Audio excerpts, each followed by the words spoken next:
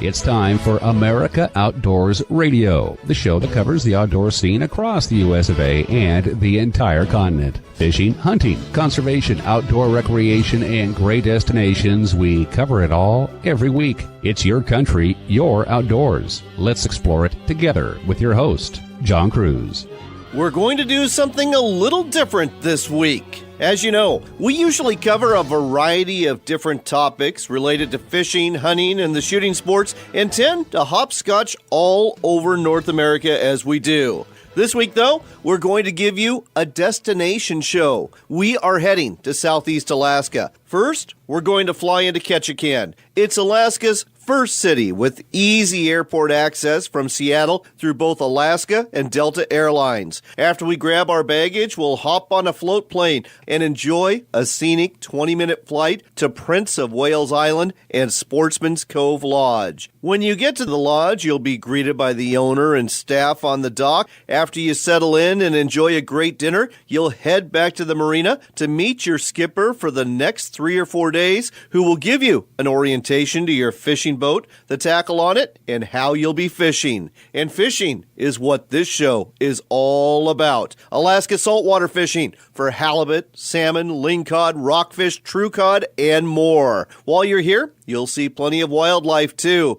On land, you'll likely see black bear and Sitka black-tailed deer like we did. And in the water, humpback whales are a common sight, along with seals and occasionally an orca whale too. And don't forget to look up in the air, where you'll see plenty of eagles, that symbol of our country that you're not only going to see, but you'll hear on a regular basis. You'll be fishing with the same folks on your boat every day too. No more than 6 anglers per boat and plenty of room to spread out on a 36-foot vessel. And you're guaranteed to make fast friends with the other anglers on board. I was lucky enough to take my son David, who took some time off of work in college, to go to Alaska for the first time. He fell in love with the whole experience, and we had a great time fishing with Rob, Bink, Kevin, and Mike, 4 great Texans who know how to catch big fish and lots of them. Put it all together, and it's a wonderful setting to put together a show, and we've got some great guests to tell you more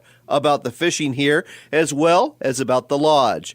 That includes our captain, Donnie Smith, who fishes in Florida in the winter and in Alaska in the summer on board a 36-foot Delta fishing boat called the Midnight Lady. Donnie will join us twice during the next hour, the first time to talk about halibut fishing, which is really, really good here, and the second time to talk about catching yellow-eye rockfish and lingcod, something else you'll really enjoy. You can't talk about Alaska saltwater fishing without talking about salmon, and Captain Josh Holloway, the fleet captain in charge of all 5 of the fishing boats here at the lodge, will break down the fishing for kings, silvers, chum, and pink salmon, and the unique, old school, and effective way you'll catch those fish here. As for the lodge, the food, and the accommodations, and the story about how it all came to be, we'll leave that to the owner, Larry Captain Mac McQuarrie, who before coming here spent time as a Canadian Navy pilot, a West Coast charter boat captain based out of Westport, Washington,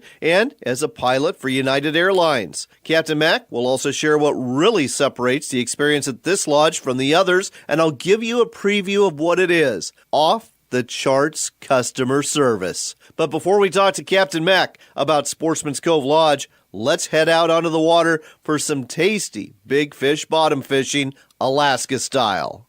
Our first interview today is going to be taking place on the halibut grounds, about a 20-minute boat ride from Sportsman's Cove Lodge. We're out here between Prince of Wales Island and Ketchikan, and we've been catching halibut today. With us here is the man who's been helping us do that. His name, Captain Donnie Smith. Donnie, thanks for a great day on the water. Pleasure being here, sir. So this is day 2 for us. Day 1, off the charts, fantastic halibut fishing. Took us about half an hour until the bite started, but once it did, boy, that bite was good. How many fish did we end up catching for the 6 of us yesterday? I think we ended up with probably 15 to 20 fish. We had 4 releasers, and nice quality. Very nice quality. Very nice quality. As a matter of fact, we had one halibut that was about 75 pounds. We had one halibut, and yes, I'll admit it, folks, it might have been mine. That was more like 7.5 pounds. But we had everything in between. And when we're talking releasers, when we're talking keepers, that has to do with the regulations up here. Why don't you tell our listeners what are the halibut regulations for chartered services versus unchartered services? Charter services, we're looking at a 38-inch size limit, 38 and under, and 80 and over. These are guided. On unguided, you're looking at 2 fish of any size and 1 fish for guided customers. So when it comes to 38 inches, and we got one right at 38, that's basically about a 23-pound fish, 25-pound fish max, which is a perfect eating size. That is a very good fish to eat. Yeah, anywhere in that neighborhood is a very good fish. Even 90, 100 pounds and under are very nice fish. So if you're unguided, you get a 90-pound fish, it's a good eating fish. Now, as for the other end, the 80-inch fish, have you seen any of those? Have you seen 6.5-foot barn door halibut out here in your years of being a charter boat captain out at Sportsman's Cove Lodge? In Southeast Sportsman's Cove Lodge, 78 inches has been our biggest fish, probably 275 pounds. Good Lord, that is one heck of a door hanger there. But as of this year, you wouldn't have been able to keep that fish. That is not a keeper this year. That fish would be measured carefully in the water, and we try to cut the leader or get the hook out if the fish has swallowed the hook, and try to release it safely. And the fact of the matter is, when it comes to these really big halibut, people love to catch them. They're not that good at eating, are they? No, sir. They tend to have a coarser flesh, a higher mercury count, and unfortunately, they seem to have more parasites in them. People go back and forth on a good fish to eat. I think 150 and under are good, but definitely a larger fish is more like just a trophy fish. All right. Well, now you know, folks. So, again, we are concentrating on halibut. They're 38 inches or less. So we're looking for those 10 to 20 to 25-pound halibut today. And let's talk about how we're catching them, because you've been able to do it pretty consistently for us for 2 days now. Yes, sir. At Sportsman's Cove Lodge, we have a technique. We use a herring, probably 18-inch leader, double-snelled hook, and we just bounce the bottom. We look for sandy ridges with bait, and today we're fishing in about 195 feet of water. Yesterday was about 214, and that's pretty much just a little action, a little jigging on the bottom, and it works pretty good in this neck of the woods. It's working really good in this neck of the woods. Now, we're using 12 ounces of weight. That's what we used yesterday as well. Sometimes you got to use a little bit more if that current's ripping. Today we've been fortunate. We've been single 12s all day long. We try to start with if we do a double weight, we'll do a 6 to start, and then we'll end up with a 12-ounce double 12s. Hard to catch fish with that kind of a current, but if you get them established and you've got a bite going, sometimes you can finish your limits, but trying to get a bite going in that kind of current's tough. Something else you've taught me over the last couple days is patience. So we've come out here, and there's been other boats on the grounds, and yesterday in particular, it was a little slow for the first 45 minutes to an hour. A lot of those boats left. You stuck it out. That bite came on, and we were just nailing halibut. As a matter of fact, our boat got more halibut than anybody else. Today, same kind of story. We got a true cod right off the bat. But then it was really slow for about an hour. But we've just been picking away, and they're coming in steady. Not fast and furious, but they're coming in steady. And a lot of other boats have left the area, and they've got clean ice, nothing in the holds. Yes, sir. Yesterday we had a very strong bite. Today we've had a pressure change. Northwest wind today, and it has a tendency to slow the bite. Fish don't organize. You get your baits down, you get your chum down, and they'll organize for you on an aggressive bite. Northwesterly, they just kind of seem to sit around, and they just don't really organize as strongly. So if you find a place that's got a fish or two for sure, 2 or 3 fish, you pretty much want to stick it out and not be so quick to move. Well, it's definitely worked. And one other thing that's working, you mentioned kind of jigging here. And I've been on boats before where people are just hanging that herring down right off the bottom and letting the current or the chop do the work for them. But you're a big advocate of basically slamming that lead into the sand and stirring up a little bit of silt. Why is that? It brings their attention. You have some movement on your bait, and it also stirs the bottom up where your sinker keeps pounding on the bottom, and it also brings smaller fish in. that feed around on the silt, which definitely gets the halibut's attention. And just from the fishing up here, an active pole consistently catches more fish than an inactive pole. But we've seen it work both ways. You get a really good strong bite and you can do no wrong. But on slow days, jigging up and down and banging the bottom seems to be a more consistent way to catch fish. Well, there you go, folks. Some great advice on catching halibut up here in the waters of southeast Alaska with the folks at Sportsman's Cove Lodge. They've got it dialed in. They know what they're doing. They've definitely shown us a couple good days, and we're only halfway through day 2, and somebody has got another fish on. Donnie, I'll let you get back to work. Thank you, brother. Appreciate it, John.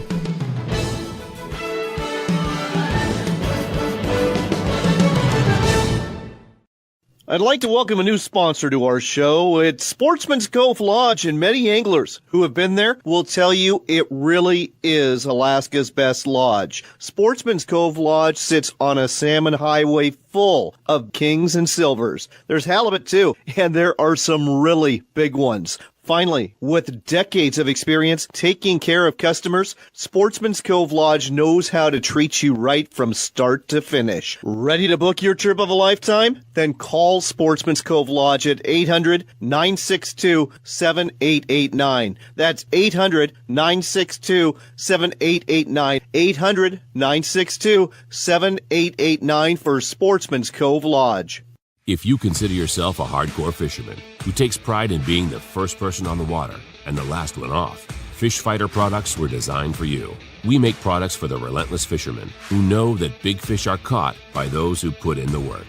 With our Relentless Series tackle trays, rocket launcher rod racks, and breakaway river anchors, you'll spend more time chasing the fish, not your gear. Designed and built right here in the USA, Fish Fighter products won't let you down. Gear up at fishfighterproducts.com.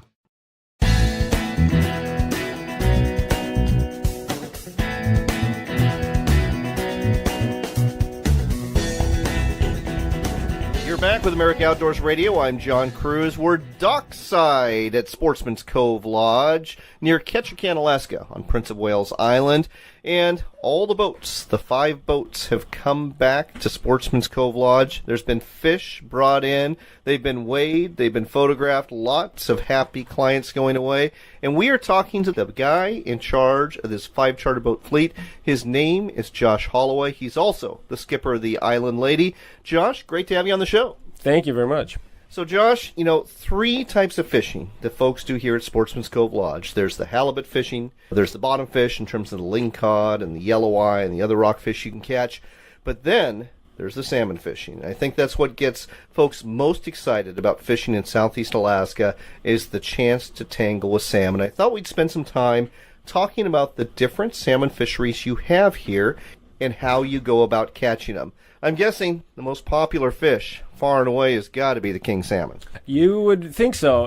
Not necessarily. We have great king salmon here, but we have many returning guests who come for the coho. Ketchikan is known as the salmon capital of Alaska, and they've got second-to-none coho runs, and we got many, many people come here for those late-season coho. Interesting. Well, nevertheless, we're going to start with the kings because that's where you start for the season is the kings. Now, I understand as soon as June kicks off, your clients, generally speaking, are catching kings here in the water of southeast Alaska. How big do they get here? What's the biggest you've ever had on board the Island Lady? The largest king salmon lodge record is 56 pounds. That is a very fine king salmon. I'm sure it was bright, too. When it comes to catching these salmon, what's the drill? How do you go about doing it? And does it change from beginning of season to end of season? Regardless of the species, we use one general method. It's mooching. It's a very simplistic gear. We use what's a mooching lead, a colored lead, a leader, approximately 4 feet long, and a cut plug herring. A cut plug herring is a bait fish that has had the head removed at a compound angle. The guts are eviscerated from it, and it's hooked so that it spins very quickly. So despite the fact that we're using a bait fish, it operates much like a lure.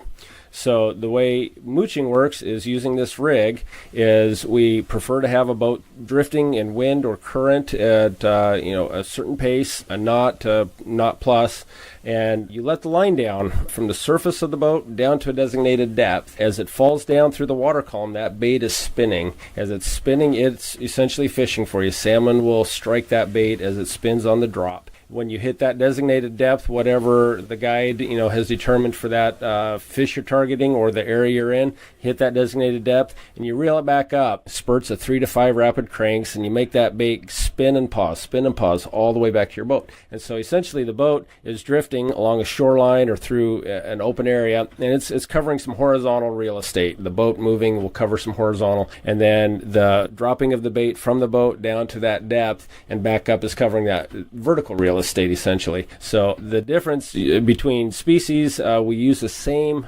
methodology for species, but oftentimes depth is what determines the if we're going for kings versus something like a pink or a coho will usually be mitigated through depth and location. There's places we go to specifically that typically hold one species over the other. Well, I'm gonna cut you off here because I'm still wrapping my mind around the fact, or wrapping my leader around the fact that we're mooching for salmon here. And yes, folks, that's what we are indeed doing here. It's completely old school. I love it, and I'll tell you why I love it.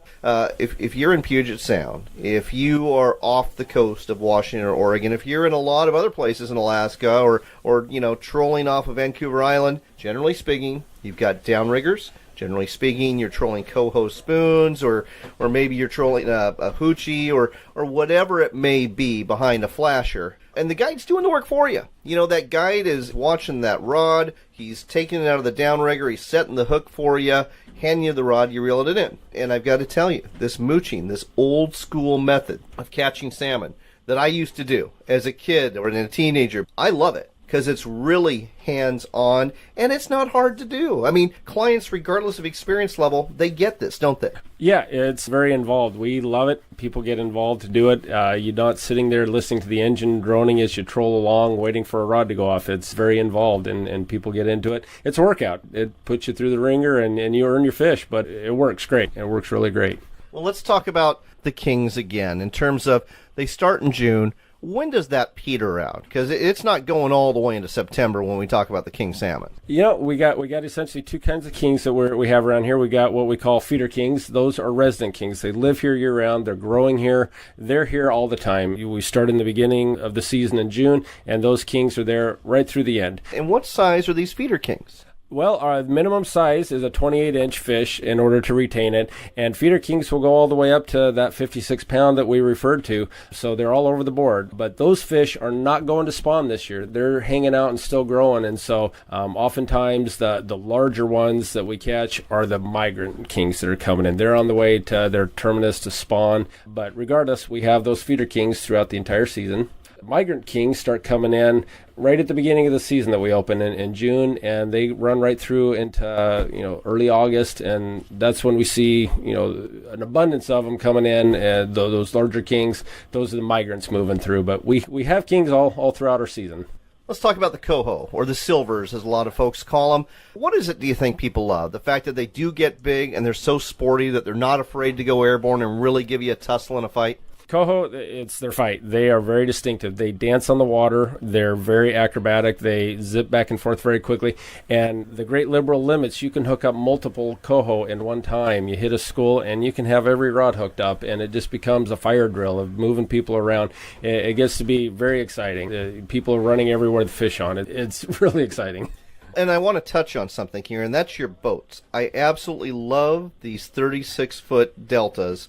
They're true walk-around boats. There's lots of room. There's only 6 people fishing on them. And I love the fact that you're not the only guy as the skipper. You've got a deckhand. So it may be a circus. It may be a fire drill, but you can handle it because you have the space to work with, and you have 2 sets of hands to work with instead of just one like you have on a lot of other charter boats in a lot of other places. Exactly. We are very proud of our boats. We have as large a boat as we figure we can economically fish 6 people. Southeast Alaska is great. You only are allowed 6 lines, so to have real quality fishery. You're not in combat fishing with party boats of 20. And the ratio of 2 of us, 2 crew members to 6 fishermen, that's a 1-to-3 ratio, and we're able to give great service doing it that way. The boats, we have them custom built for us, designed by Mac, the owner of the lodge. He designed and built them himself, and they are custom tailored to exactly what we do here.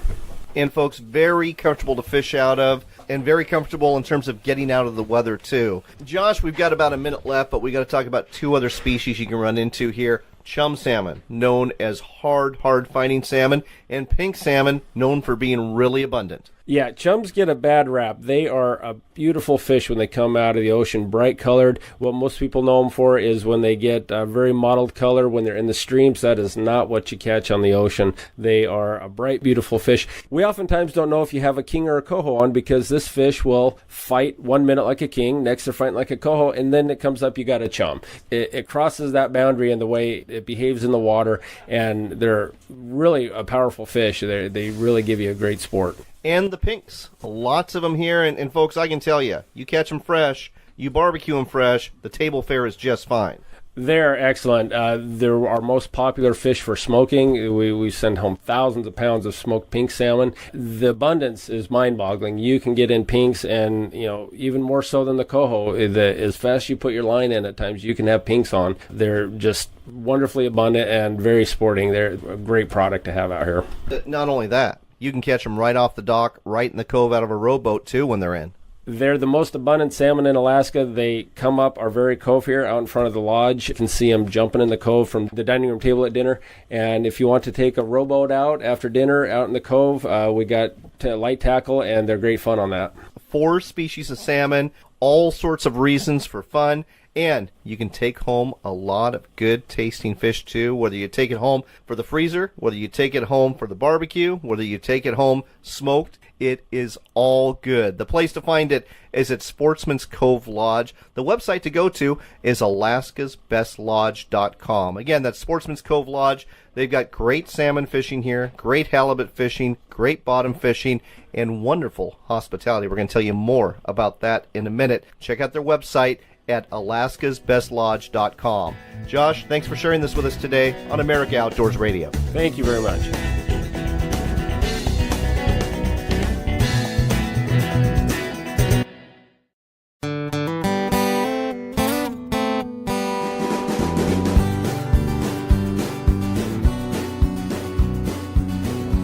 Welcome back to America Outdoors Radio. I'm John Cruz. We continue to broadcast from Sportsman's Cove Lodge on Prince of Wales Island in southeast Alaska. It is a beautiful summer day. Calm waters in the cove in front of the lodge. The fish are being offloaded off the boats. They're being weighed. Pictures are being taken with smiling guests. And people are very happy with their bounty of halibut and lingcod and rockfish and salmon as well. The person that's making this all possible is the owner of the place. His name is Larry, Captain Mac McQuarrie. Mac, thank you so much for a wonderful stay here. Thank you, John, for coming. Good to be with you. It's great to finally be here. You and I have talked several times over the phone about this, but it's like anything else. Until you actually experience it, you don't really understand it. But we're going to do our best to help people listening today understand what a special experience this is. And why don't we start off with the setting? Because you are out here literally in the middle of nowhere, and you've built a little Shangri-La. How did you, or when did you get out here to build what is now a first-class accommodation called Sportsman's Cove Lodge? We started in Westport way back in the 60s and 70s, and Westport went out of business with the federal court decisions, and we moved up here in 83 and fished out of other people's lodges for 6 years until we finally were able to acquire this one, which was a depressed piece of property, to say the least. It had been vacant for years, had 23 liens against it, and it was in pretty tough shape. But at the time, we were in pretty tough shape financially, too, after Westport, and it was about all we could afford. So we landed here and started putting it together. You really put it together well. And folks, Westport is Westport, Washington. It used to be a very popular fishing town. There's still some good fishing out of there, but nothing like there used to be back in the heyday, back in the 70s. When it comes to what you've built here, you've got this day lodge that, again, looks out over the marina, looks out over the lodge. I mean, we were here day one within 2 hours. We were watching a Sitka black-tailed deer with her 2 newborn fawns, literally just steps away from the lodge. There's a black bear that's wandering along the edge of the cove. You've got a river otter that's playing by the dock. You've got eagles everywhere, and it's complete, pristine, old-growth forest that is just the ultimate Alaska setting. Everybody's just got to fall in love with this. Well, there's a lot of reasons why we're here, and it was the site of a former cannery, and all the reasons that it was picked for a cannery location, and all the same reasons it works for a fishing lodge. The cannery barons back in the day got their choice, whatever they wanted. They got the pick of whatever they wanted, and so you'll see a lot of fishing lodges in Alaska located on former cannery sites for that same reason. That the cannery barons chose their locations is why a fishing lodge is also a good place to be. Well, it may have been run down to begin with, Mac, but the accommodations now are absolutely wonderful. Comfortable beds, well-appointed rooms. I love the art that is dispersed throughout the buildings.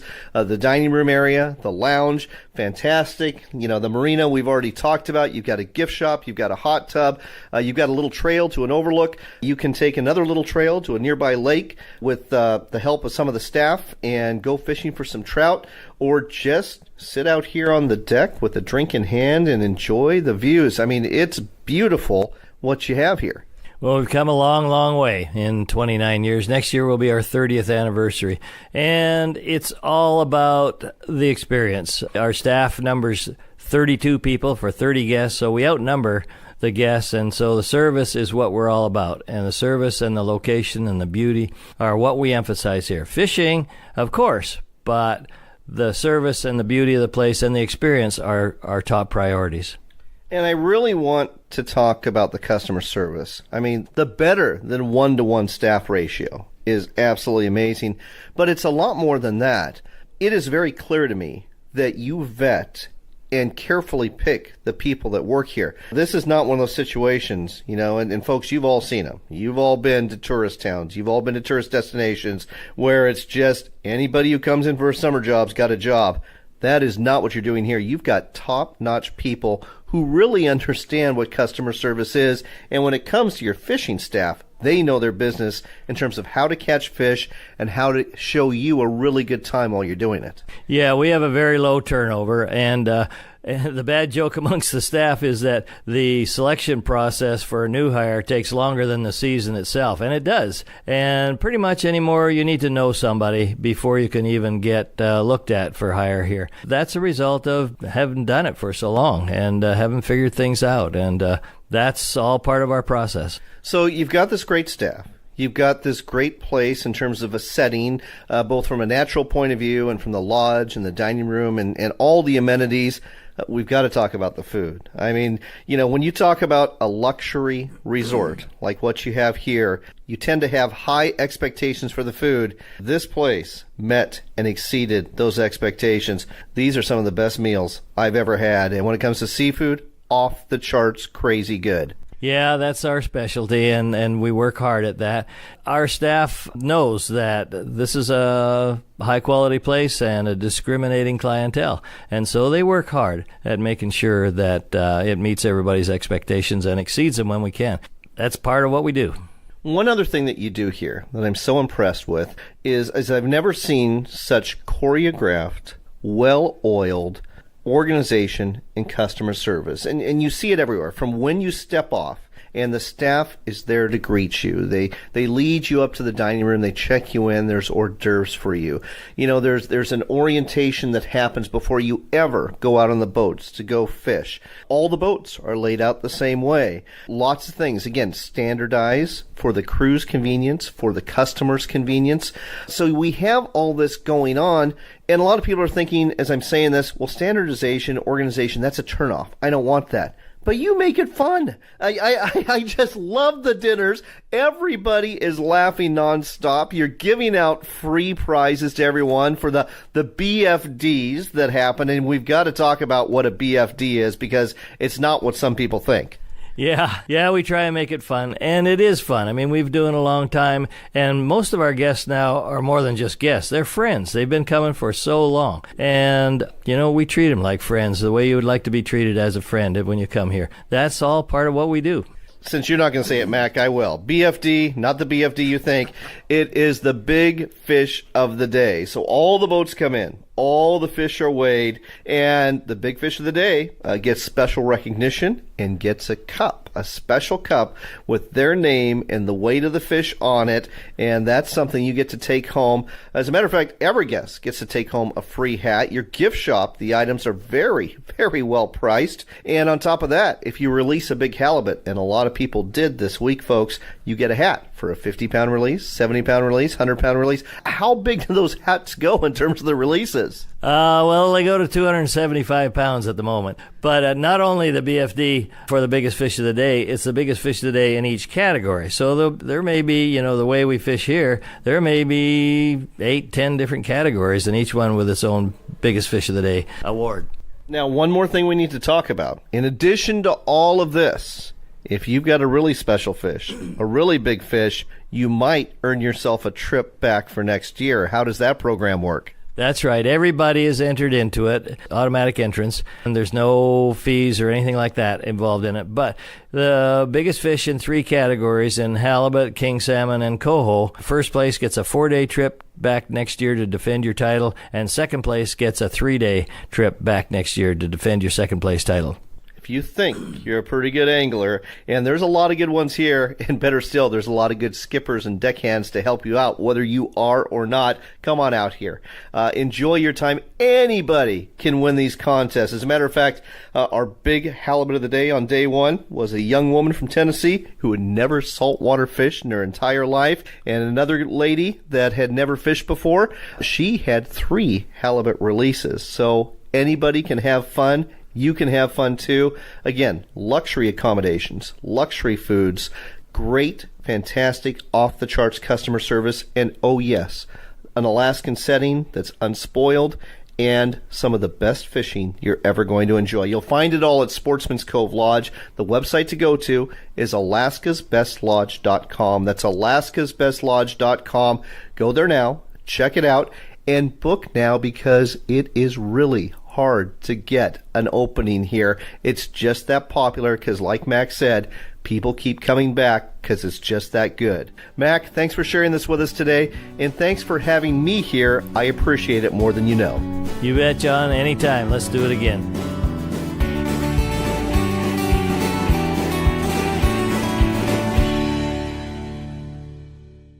If you consider yourself a hardcore fisherman who takes pride in being the first person on the water and the last one off, Fish Fighter products were designed for you. Fish Fighter products are used by the top fishing guides in the Northwest because they know having the right equipment is imperative to a successful fishing trip. With our Relentless Series tackle trays, rocket launcher rod racks, and breakaway river anchors, you'll spend more time chasing the fish, not your gear.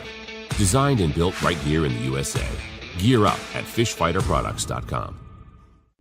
I'd like to welcome a new sponsor to our show. It's Sportsman's Cove Lodge, and many anglers who have been there will tell you it really is Alaska's best lodge. Sportsman's Cove Lodge sits on a salmon highway full of kings and silvers. There's halibut too, and there are some really big ones. Finally, with decades of experience taking care of customers, Sportsman's Cove Lodge knows how to treat you right from start to finish. Ready to book your trip of a lifetime? Then call Sportsman's Cove Lodge at 800-962-7889. That's 800-962-7889. 800-962-7889 for Sportsman's Cove Lodge.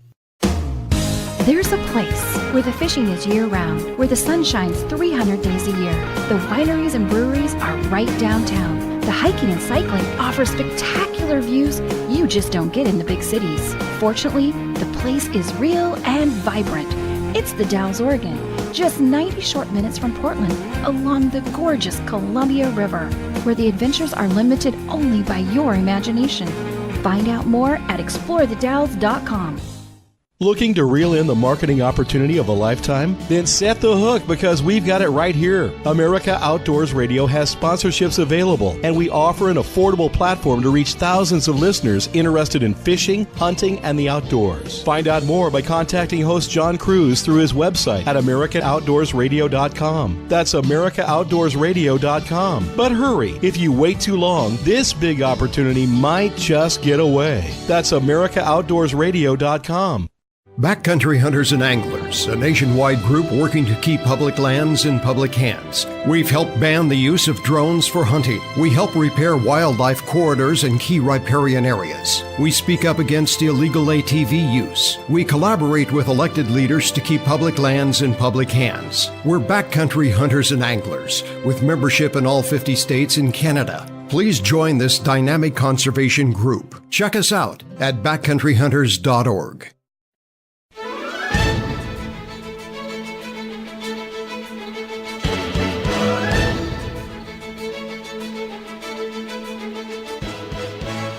You're back with America Outdoors Radio. I'm John Cruz. We've got some outdoors news for you, and it's brought to you by Fish Fighter Products out of Mountain Home, Idaho.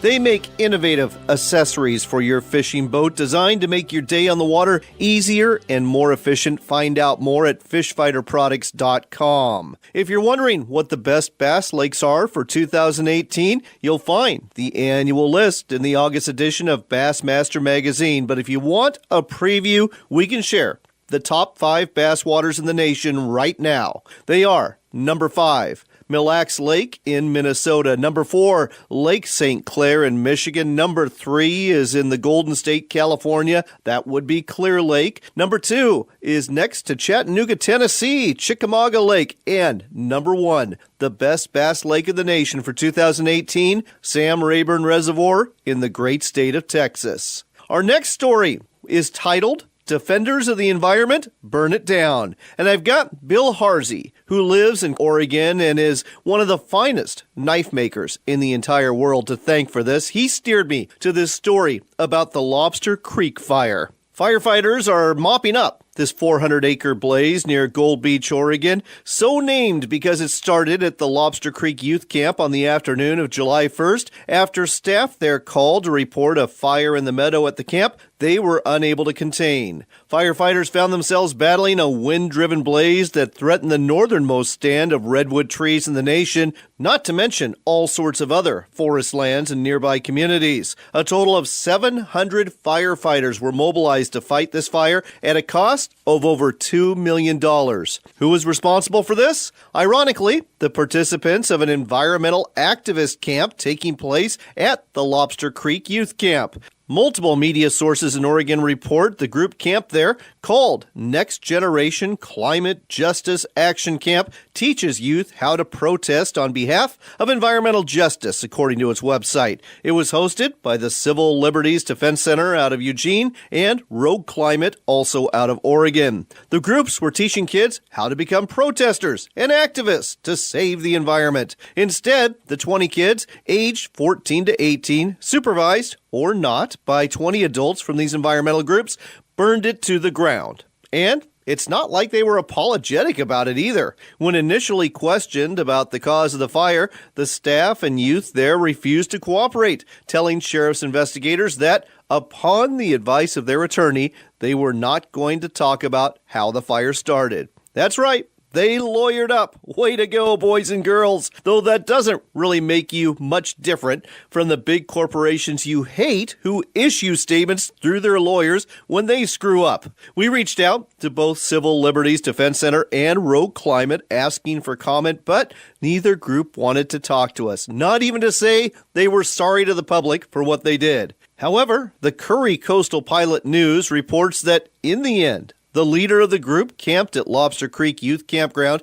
told Curry County Parks Director Josh Hopkins that they will take responsibility for the Lobster Creek wildfire and they have insurance to pay for the cost to extinguish it. Well, that's a start, but I wouldn't wait around expecting an apology. And if any of you associated with the Next Generation Climate Justice Action Camp are listening, don't expect any of us to take anything you have to say too seriously after this. Your actions during and after this fire that you caused speak far louder than any words you may be screaming through bullhorns in the future.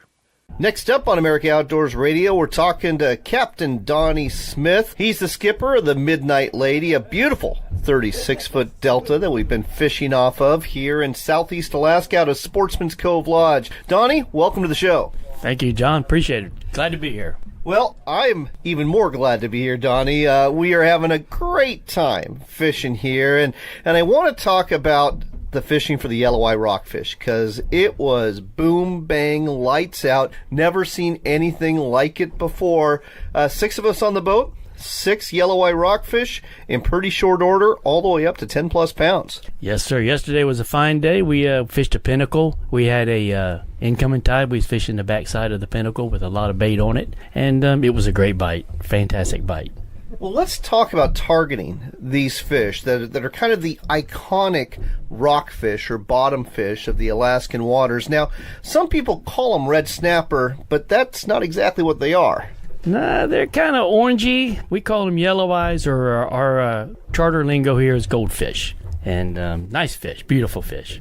Yes, they are. And I personally don't know why they call them red snapper. You're a Florida charter cap in the other months when you're not up here, and you certainly have a whole other idea of what a red snapper is. Yes, sir. We have what they call down there a genuine red snapper, and he is a red snapper.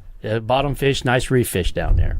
So let's talk a little bit about catching these fish. You only get to keep one on your trip. I mean, it's a real treasure to catch them. They fight pretty darn good. But how do you target these yellow eye rockfish and avoid some of the other rockfish that populate these waters around here? The most consistent bite for our yellow eye seems to be between 220 up to 350 feet. We're looking for some really, really sharp structure, lots of bait, and that kind of thins out, the other smaller rockfish like quillbacks and things like that. Not that we won't catch them there, but it seems to be more yellow eye territory in that depth.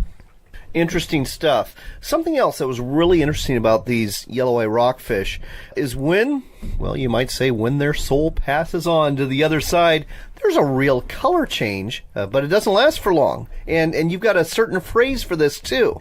They definitely do. When they come up, they're actually beautiful, all lit up. And when we put them on ice, they kind of ghost out and plain. And then within probably 10 minutes or so, their color comes right back to them. And then we take a nice picture of them. Absolutely. And folks, if you look on our America Outdoors Radio Facebook page, you're going to see a nice picture of a whole bunch of those yellow eye rockfish that were caught right here on this boat. And let's change topics and talk not just about the yellow eye rockfish, but let's mention the lingcod too. Now, you get some big lingcod out of here. Yesterday, the 30-plus pounder was pulled out of here by one of the boats in our little fleet. How do you target those and avoid, again, those quillback rockfish that we really don't want a whole lot of part of because we're trying to get these bigger fish? Yes, sir. The lingers, they're on sort of the similar bottom that the yellow eye are on. A lot of times with lingcod, we'll go with a bigger bait and also live bait. We like to use green ling, which will get rid of all your small rockfish, and just step the baits up a little bit bigger to try to, get the little fish to not jump all over it. Well, and I should mention, even when we were going after the yellow eye, we were using these big herring, much bigger than I'm used to seeing for, general rock fishing. These are like, 8-inch herring? Yeah, about 8-inch herring, some 10 inches, yeah. Nice fish. All right, so big baits, different structure, going deeper. That's what we're looking for on the lingcod. That's what we're looking for on the rockfish. Any other suggestions for anglers who are targeting these fish in the waters of Southeast Alaska? I would say look for life. When you're looking for structure, there's a lot of nice structure out there that is what we would consider, inactive. And it looks good, but it's not productive. You want to see life wherever you structure. You want current and you want bait. And like I say, in some areas may be different, but in Southeast Alaska, that water depth that we talked about previously is what you're looking for. There's some great tips to get you started on catching some yellow eye rockfish. The limit is 1 yellow eye rockfish. That's all you get to have as a non-resident. Lingcod is also 1 if you're on a guided trip. But boy, there's some nice ones out here. Donnie, thanks for a great day of fishing. Let's catch some more. Thank you for having us, John. We sure appreciate you being here. We hope you've enjoyed our trip this week to Sportsman's Cove Lodge, offering awesome saltwater fishing vacations in Southeast Alaska from late May to early September. If you want to find out more and see about booking a trip, go to their website. It's alaskasbestlodge.com. While you're online, check out our website at americaoutdoorsradio.com and our Facebook page too. And if you didn't catch all of this show, don't worry. We'll be putting it online as a podcast in the next couple of days. You can hear it on YouTube, Stitcher, or Podbean. Just look for America Outdoors Radio. Another place to find us online is Saturday mornings from 6 to 7 a.m. Eastern Time. That's when we air on Talk America Radio, the new voice of conservative talk radio in the nation. It's time to go, but I do hope you are blessed in the days ahead and that some of those days will find you out on the water or in the field. After all, it is your country and your outdoors.